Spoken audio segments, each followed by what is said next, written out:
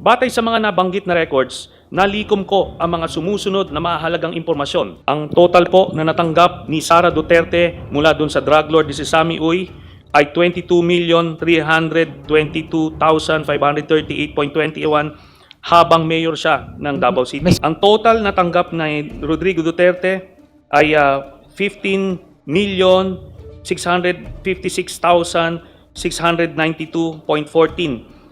Ito po ay mga manager's checks mula kay Sammy Uy.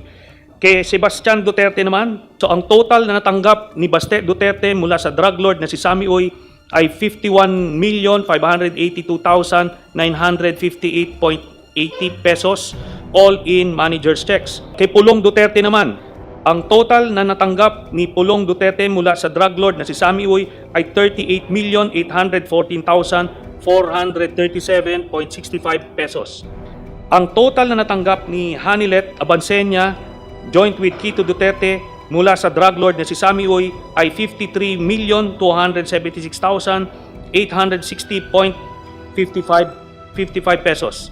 Ang grand total na nakuha ng Duterte family mula sa isang drug lord na si Sammy Uy ay 181,653,487.36. Sinasabi ninyo, Madam Vice President, na simple lamang ang buhay nyo. Pero paano naging simple ang buhay kung may daang-daang milyong pisong payout mula sa isang tao na iniuugnay sa droga at sa pogo? Transparency is a must, Madam Chair. It is high time for Vice President Sara to face these allegations of ill-gotten and hidden wealth.